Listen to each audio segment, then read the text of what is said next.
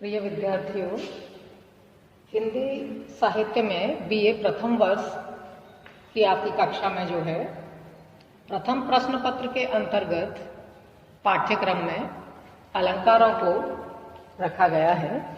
इसलिए आज हम अपने इस व्याख्यान में जो है आज अलंकारों पर ही चर्चा करेंगे। सबसे पहले हम अलंकार का शाब्दिक अर्थ देखते हैं। शाब्दिक अर्थ होता है आभूषण या गहना, यानी अलंकार का शाब्दिक अर्थ क्या हुआ? आभूषण या गहना। आभूषण और गहना जो है कितना आवश्यक है काव्य के लिए, इसीलिए कवि केशव ने जो है, कवि जो केशव दास हैं रीतिकाल के, उन्होंने इस आभूषण की महत्ता को प्रतिपादित करते हुए कहा कि भूषण बिनु न विराजहि कविता वनिता मित्र, अर्थात कविता और नारी भूषण के बिना किसी भी प्रकार से शोभित नहीं हो सकते हैं। इसलिए काव्य में इनका शोभा बढ़ाने के लिए होना अति आवश्यक है। अलंकार जो शब्द है वो अलम दंकार दो चीजों से मिलकर के बना है। अलम का मतलब होता है अलंकृत और कार का अभिप्राय है करने वाला, यानी दोनों से मिलकर के बना अलंकृत करने वाला। काव्य का यानी अलंकृत करने वाले को हम इस प्रकार से देख सकते हैं कि काव्य का वह रूप जो उसकी सुंदरता को बढ़ा दे वही अलंकार है। इसके पश्चात हम देखते हैं कि इन अलंकारों का जो है विभाजन हिंदी साहित्य में किस प्रकार से किया गया है। तो अलंकार के हमें मुख्य रूप से जो है दो भेद देखने को मिलते हैं, शब्दालंकार और अर्थालंकार। आचार्य भोज ने जो है एक उभयालंकार के रूप में भी इसके तीसरे भेद को भी स्वीकार किया है, लेकिन हम मुख्य रूप से जो है आज शब्दालंकार और अर्थालंकारों पर ही अपना व्याख्यान प्रस्तुत करेंगे।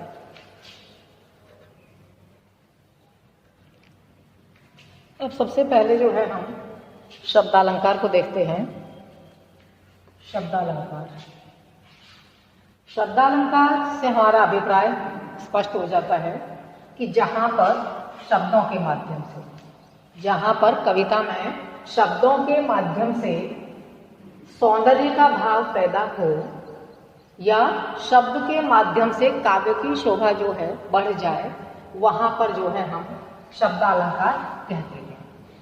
इसके पश्चात देखते हैं हम अर्थालंकार। अर्थालंकार का भी अभिप्राय सीधा सीधा है कि यहाँ पर क्या बताया कि शब्द के माध्यम से जो है सौंदर्य बढ़ जाए या उत्पन्न हो या पैदा हो। ठीक उसी तरह से जो है कविता में जो है अर्थ के माध्यम से जो है यदि सौंदर्य का भाव पैदा होता है तो वहां पर जो है अर्थालंकार होता है। शब्दालंकार को अगर हम देखते हैं तो शब्दालंकार के जो है मुख्य रूप से जो है 5 भेद किए जाते हैं। जो है इस शब्दालंकार के 5 भेदों में मुख्य रूप से आने वाले जो अलंकार हैं वो हैं अनुप्रास, यमक, श्लेष, वक्रोक्ति, पुनरोक्ति आदि 5 अलंकारों को जो है हम शब्दालंकार के अंतर्गत जो है रखते हैं। शब्दालंकारों में जो है अब हम सबसे पहले देखते हैं अनुप्रास अलंकार। अनुप्रास अलंकार किसे कहते हैं और जब ये काव्य में आता है तो हम इसे जो है किस तरह से देख पाते हैं कि इन पंक्तियों में जो है अनुप्रास अलंकार आया है। इसका लक्षण है, लक्षण एक वर्ण की आवृत्ति एक से अधिक बार हो, यानी पंक्ति जब काव्य की चल रही है उसमें कोई भी जो वर्ण है, और वर्ण हम कहते हैं जो है अक्षर को, वर्ण कहते हैं अक्षर को, कि किसी भी वर्ण की पंक्ति में जो है आवृत्ति यानी उसका बार बार जो है यानी एक से अधिक बार आए, तब हम उसको कहते हैं जो है अनुप्रास अलंकार इसलिए इसका लक्षण क्या हुआ कि एक वर्ण की आवृत्ति एक से अधिक बार जब काव्य पंक्तियों में आती है तो उसे हम अनुप्रास अलंकार कहते हैं। इसको अब जो है हम इस उदाहरण के माध्यम से और स्पष्ट तरीके से समझ सकते हैं। जैसे पहली पंक्ति में आया है यहाँ पर, इसका पहला उदाहरण है तरन, तनुजा, तट, तमाल, तरवर, बहु, छाया। यहाँ पर अब आप देख रहे होंगे लगातार कि तरनी शब्द, तनुजा शब्द, तट, तमाल, तरवर, यदि हम इनके जो है शब्दों के पूरे यदि हम अर्थ देखते हैं तो सभी शब्दों के अर्थ जो है अलग है। अगर हम ये पीछे के वर्ण देखते हैं तभी भी आप देख रहे होंगे कि सारे ही वर्ण जो है, इसमें नि आ रहा है, इसमें जा आ रहा है, इसमें ट, इसमें ल और फिर इसमें जो है तरवर में र, सारे वर्ण क्या है अलग अलग आ रहे हैं। लेकिन हम यहाँ पर प्रथम वर्ण को देखते हैं कि त तरन में आया त, तनुजा में आया त, तट में आया त, तमाल में आया त और तरवर में आया त। इसलिए एक ही वर्ण की आवृत्ति, लक्षण में हमने क्या बताया था, एक वर्ण की आवृत्ति एक से अधिक बार। तो यहाँ 1, 2 फिर लगातार 3, 4, 5 बार जो है यहाँ पर लगातार एक वर्ण की यानी त वर्ण की, इस वर्ण की आवृत्ति हुई है त वर्ण की आवृत्ति बार बार होने के कारण यहाँ पर क्या आया, अनुप्रास अलंकार। इसको दूसरे उदाहरण के माध्यम से भी जो हम समझ सकते हैं जो है कि चंदू के चाचा ने चंदू की चाची को चटनी चटाई। यहाँ पर भी ठीक पहले वाले उदाहरण की तरह से ही यहाँ पर क वर्ण का प्रयोग हुआ था और दूसरे उदाहरण में च वर्ण का हो रहा है। चंदू में च, चाचा में च, चंदू में च, चाची में च, चटनी में च, चटाई में च। तो यहाँ पर जो है लगातार एक के बाद एक जो है च वर्ण की आवृत्ति बार बार हुई। इसमें क्या हुआ, च वर्ण की आवृत्ति बार बार, इसलिए इसमें च वर्ण के प्रयोग के कारण जो है यहाँ पर अनुप्रास अलंकार आता है। अब हम आगे देखते हैं कि अनुप्रास अलंकार के कितने भेद किए जाते हैं, ये कितने प्रकार के होते हैं। तो इनके अनुप्रास अलंकार के अंतर्गत जो है इसके भेद जो है 5 किए जाते हैं, जिनमें हम सबसे पहले देखते हैं छेकानुप्रास। छेकानुप्रास का लक्षण है एक वर्ण की आवृत्ति एक बार। यहाँ पर पहले क्या बताया था, वर्ण की आवृत्ति एक से अधिक बार और यहाँ पर एक बार आए। अगर एक वर्ण की किसी भी काव्य की पंक्ति में जो है एक वर्ण की आवृत्ति यदि एक बार आती है तो हम उसे छेकानुप्रास अलंकार के अंतर्गत देखते हैं। छेकानुप्रास अलंकार, छेक का यदि हम शाब्दिक अर्थ देखते हैं, छेक का मतलब होता है चतुर, छिका हुआ, अलग से एक। इसमें जो है अगर इसको हम छेकानुप्रास को उदाहरण के माध्यम से देखते हैं तो इस तरीके से देख सकते हैं कि जैसे इसमें आया रहीम दास जी का जो है ये उदाहरण है, रहीमन रहिला की भली। यहाँ पर आपने देखा होगा कि यहाँ पर रहीमन शब्द आया, उसके पश्चात जो है यहाँ पर रहिला आया, यानी एक के बाद जो है आवृत्ति जो है यहाँ पर क्या हुआ, ये दूसरी बार आया। यानी एक वर्ण की आवृत्ति एक बार, ये तो है ही, फिर उसके बाद इसकी वर्ण की आवृत्ति क्या हुई, एक बार, उसके आगे जो है फिर इसका प्रयोग नहीं हुआ।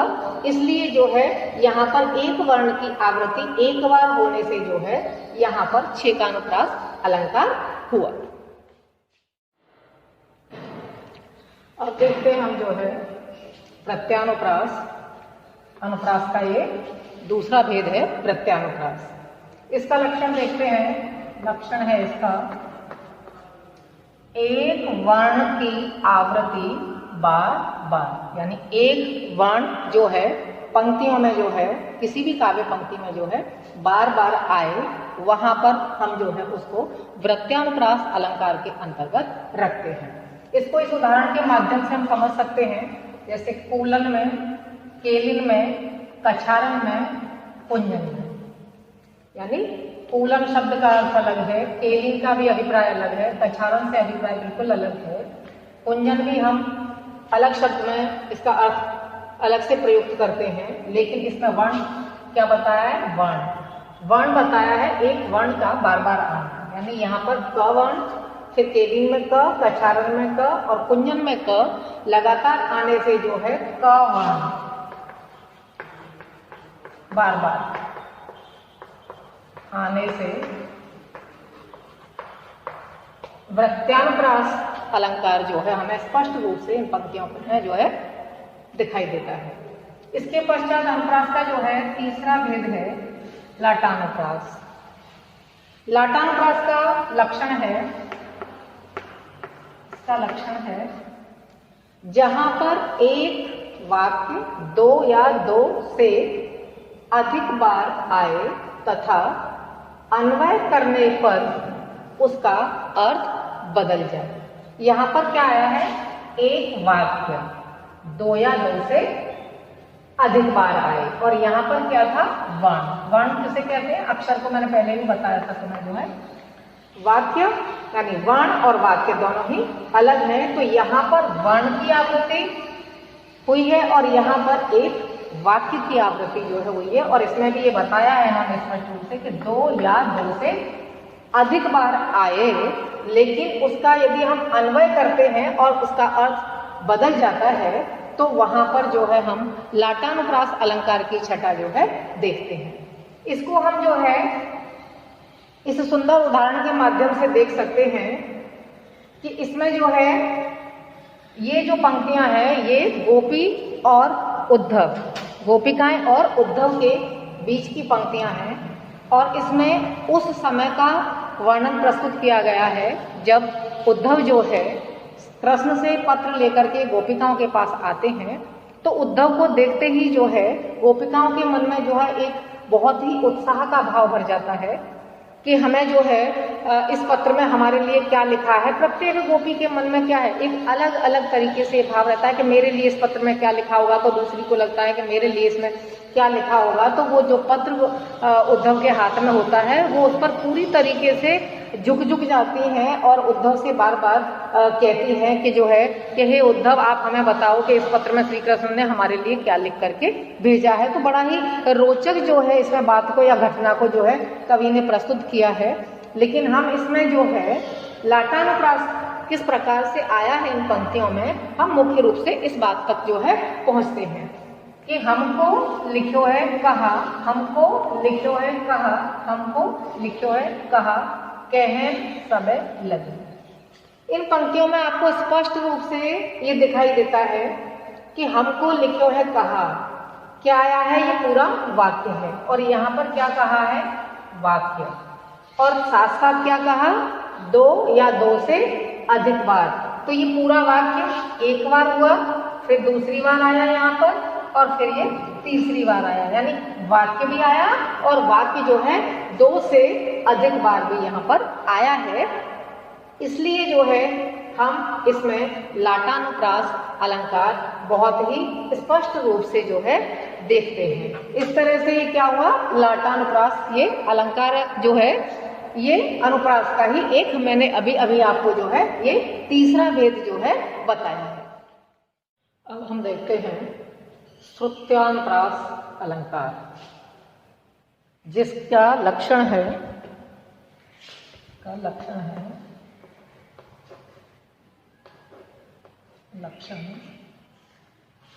कंठ, तालु, मूर्धा तथा ओष्ठ आदि स्थानों से उच्चरित होने वाले व्यंजनों, इसमें स्वरों को नहीं रखा जाता जो है, की आवृत्ति जहां पास पास होती है वहां पर जो है श्रुत्यानुप्रास अलंकार होता है। साथ साथ जो है इसमें शब्दों का जो है अंतिम वर्ण समान होना चाहिए, तो उसे हम जो है श्रुत्यानुप्रास अलंकार के अंतर्गत जो है रख सकते हैं। इसको हम बिहारी के, ये दोहा जो है बिहारी का है, बिहारी के इस दोहे के माध्यम से हम समझते हैं। शब्द आया पहला कहत, नटत, रीजत, खिजत, मिलत, खिलत, लजियात। अगर शाब्दिक दृष्टि से हम जो है इन सभी के अर्थ देखते हैं तो सभी के अर्थ जो है बिल्कुल अलग है। जैसे कहना, कहत का मतलब है कहना, नटक का मतलब है इनकार कर देना, इनकार कर देना, रीजत मुक्त होना, खिजत झुंझला जाना, झुंझला जाना, मिलत आपस में मिलना, मिलना, खिलत आनंदित होना, आनंदित होना, लज्जियात लज्जा का भाव आना, लज्जा का भाव। अभी हमने ये सारी देखा, इसमें जितने भी जो शब्द दिए हैं उनका सभी का अर्थ जो है अलग है, लेकिन यहाँ पर परिभाषा में क्या कहा कि आवृत्ति जहाँ पहली बात तो पास पास हो और यहाँ पर तालु, कंठ, मूर्धा, ओष्ठ आदि स्थानों से उच्चरित होने वाले व्यंजनों का इसमें जो है प्रयोग जो है होना चाहिए। अब हम देखते हैं कि कह में त बाद में, नटत में त, रीजत में त, खिजत में त, मिलत में त और खिलत में त और लज्जियात में त। अंतिम वर्ण क्या बताया है इसमें जो है समान होना चाहिए। तो त त त सब जगह पर जो है त का प्रयोग होने से जो है अंतिम वर्ण सभी का समान है, इसलिए जो है ये श्रुत्यानुप्रास अलंकार के अंतर्गत इस उदाहरण को हम देख सकते हैं। इसके पश्चात जो है कि त इसमें आया ना कि ओष्ठ, दंत, कंठ जो है, तो इसमें जो त वर्ण है वो और न वर्ण, त वर्ण और न वर्ण दोनों ही जो है दांतों से उच्चरित होने वाले वर्ण हैं और वो साथ साथ फिर पास में भी आए हैं, इसलिए जो है यहाँ पर हम स्पष्ट रूप से श्रुत्वानुप्रास अलंकार को देखते हैं जो है। अब देखते हैं हम अनुप्रास का अंतिम भेद, अत्यानुप्रास अलंकार। अत्यानुप्रास अलंकार, इसका शाब्दिक अर्थ से ही पता लग रहा है कि अंत में आया हुआ, जो अंत में आए वह अत्यानुप्रास अलंकार जो है माना जाता है। इसका लक्षण है जहां छंद की प्रत्येक पंक्तियों का जो है अंतिम वर्ण समान हो और साथ साथ जो है इनमें आपस में जो है तुकबंदी का भाव भी जो है इसमें मिलना चाहिए या वो विद्यमान रहना चाहिए, तभी हम जो है उसको अंत्यानुप्रास अलंकार के अंतर्गत रख सकते हैं। अंत्यानुप्रास अलंकार को जो है हम इन पंक्तियों और उदाहरण के माध्यम से हम समझते हैं। इसमें आया है कि नाथ शंभु धन भंजन हारा, होए कोई एक दास तुम्हारा।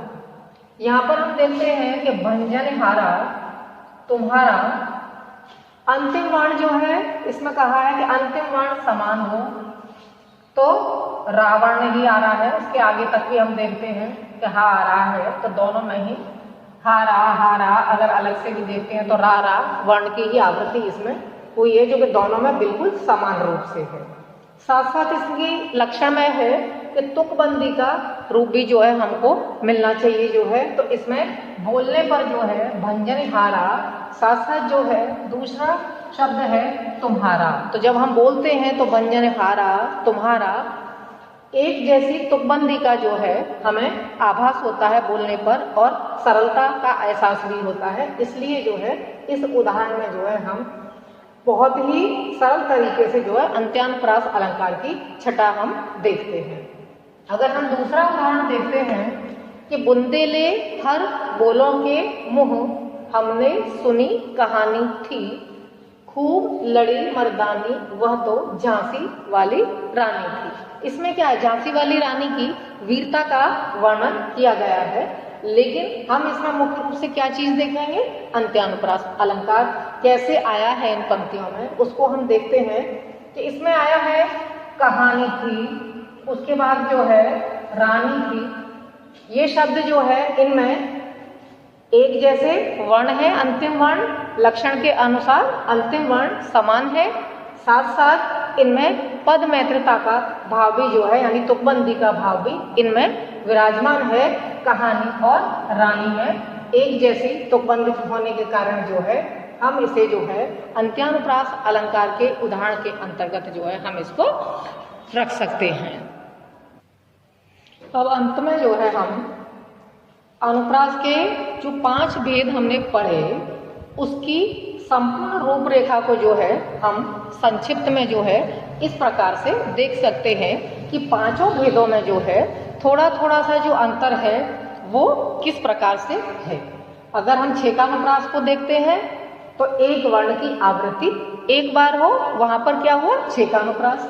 प्रत्यानुप्रास एक वर्ण की आवृत्ति एक से अधिक बार हो तो वहां पर वृत्यानुप्रास। लाटानुप्रास को देखते हैं, एक वाक्य की आवृत्ति एक से अधिक बार हो तो वहां लाटानुप्रास। श्रुत्वानुप्रास में सुनने में अनुप्रास का प्रयोग हो जो है। अंत्यानुप्रास में जो है पंक्ति का अंतिम वर्ण समान हो। तो इस तरह से जो है ये 5 भेद जो है थोड़े थोड़े से अंतर से जो है इनमें हमें थोड़ा सा परिवर्तन देखने को मिलता है। तो आज की जो हमारी कक्षा थी और आज के इस व्याख्यान में हमने जो है अनुप्रास अलंकार और उसके भेदों पर जो है विस्तृत चर्चा की। धन्यवाद।